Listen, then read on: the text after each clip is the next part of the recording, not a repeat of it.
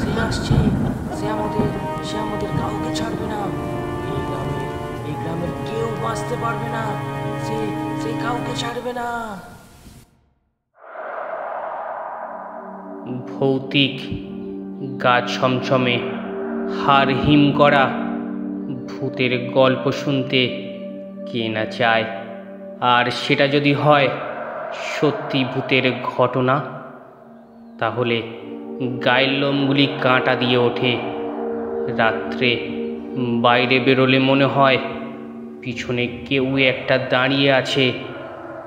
এই রকম গা ছমছমে ভূতের ঘটনা নিয়ে আমাদের আজকের নিবেদন, চিতাখোলার জিন, একটি সত্যি ভূতের ঘটনা।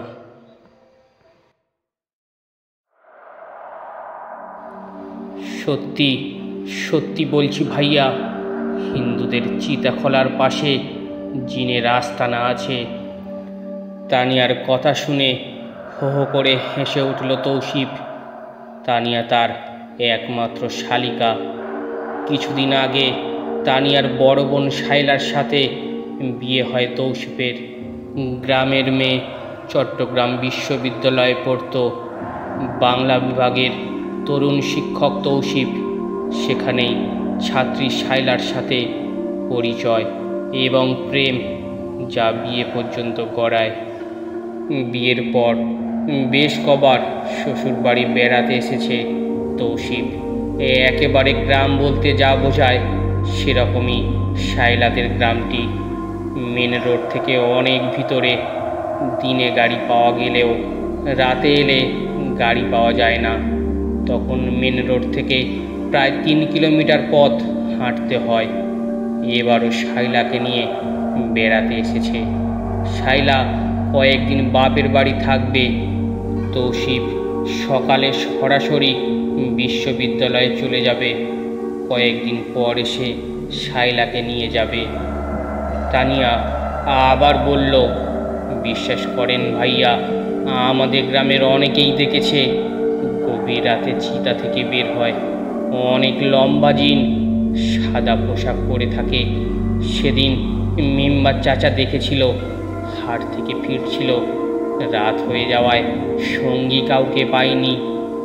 একা একা বাড়ি ফেরার সময় হঠাৎ দেখতে পান লম্বা সাদা পাঞ্জাবি পরা কি একটা বের হয়ে আসছে চিতা থেকে। মেম্বার চাচা ভয়ে অজ্ঞান হওয়ার দশা। আয়তুল কুরাশি পড়তে পড়তে দৌড়ে দৌড়ে বাড়ি ফিরেছে। তারপর উঠানে এসে চিৎকার দিয়ে অজ্ঞান হয়ে গেছেন। শালিকার মাথায় চাটি মারে তৌসিফ, আমাকে ভয় দেখাচ্ছ না, যাতে কোনো দিন একা একা আসতে হলে ভয় পাই? শোনো, জিন ভূত প্রেত এসব কিছুই নেই। সব বাচ্চাদের ভয় দেখানোর জন্য মায়েদের বানানো গল্প। এসব গল্প বড়দের মাথায়ও ঘুরতে থাকে। তাই তারা যখন একাকী পথ চলে তখন ছায়া দেখলেও ভয় পায়। নাস্তার প্লেট হাতে রুমে প্রবেশ করে শাইলা। কয়েক রকমের ঝাল নাস্তা, স্বামীর পছন্দের নাস্তাই বানিয়ে নিয়ে এসেছে সে। স্বামীকে বলল, তুমি ভূতে ভয় পাও না জানি, কিন্তু সেদিন হাই স্কুলের কবির স্যারও নাকি কিছু একটা দেখেছেন। তিনি অসম্ভব গম্ভীর টাইপের মানুষ, ফাজলামি পছন্দ করেন না। তিনি তো মিথ্যা বলতে পারেন না। হয়তো পাড়ার কোনো দুষ্টু ছেলে কবির স্যারকে ভয় দেখানোর জন্য অমন কাজ করেছে। নাস্তা খেতে খেতে বলল তৌসিফ, শোনো, আমি ভূত জিন এসব নিয়ে অনেক বই পড়েছি। এই 2024 সালে এসেও ভূতের ভয় পাওয়াটা অবান্তর। বাদ দাও তো ভূতের গল্প। শোনো, আমি সকাল সকাল বের হব। আমার চা নাস্তা দিতে দেরি করো না, আর কয়েকদিন পর তোমাকে নিতে আসব। পরদিন সকালে সবার কাছ থেকে বিদায় নিয়ে রওনা দেয় তৌসিফ। একটা রিক্সা নিয়ে মেন রোডে উঠতে হবে। সেখানে সিএনজি ট্যাক্সি পাওয়া যায়। রিক্সা চিতাখোলার পাশে আসতে ভালো করে সেদিকটা তাকায় তৌসিফ। কয়েকটা আধ পোড়া কাঠ পড়ে আছে। সম্ভবত গতকাল কাউকে পোড়ানো হয়েছিল, তারই চিহ্ন রয়ে গেছে। আশেপাশে কোনো বাড়ি ঘরে নেই। চিতাখোলা অবশ্য বাড়ি থেকে দূরেই করা হয়। গতকালকে তানিয়ার বলা কথাগুলো ভাবতে লাগলো সে। না, এসব জিন ভূতের কাহিনী বানানো। একটু জোরে জোরেই বলে ফেলল তৌসিফ। রিক্সাওয়ালা শুনে হাসল, বলল, প্রথম প্রথম সবাই এই কথা বলে। যেদিন নিজের চোখে দেখবেন সেদিন বুঝবেন। নিজের কর্মস্থলে ফিরে কয়েকদিন ব্যস্ততার মধ্যেই কেটে গেল তৌসিফের। আজ শ্বশুর বাড়ি যেতে হবে শাইলাকে আনতে। শাইলা ফোনে বলেছিল একটা সারপ্রাইজ আছে, সেখানে গেলে নাকি জানাবে। আর ফেরার পথে নাকি ডাক্তারের কাছে যেতে হবে। অফিসের কাজ তাড়াতাড়ি শেষ করতে গিয়েও পারল না তৌসিফ। 7টা বেজে গেছে। বাসায় গিয়ে কাপড় চেঞ্জ করতে হবে। সেখান থেকে শাইলাদের বাড়ি কমপক্ষে 2 ঘন্টার পথ। একবার ভাবল আজকে না গিয়ে কাল সকালে গেলে কেমন হয়।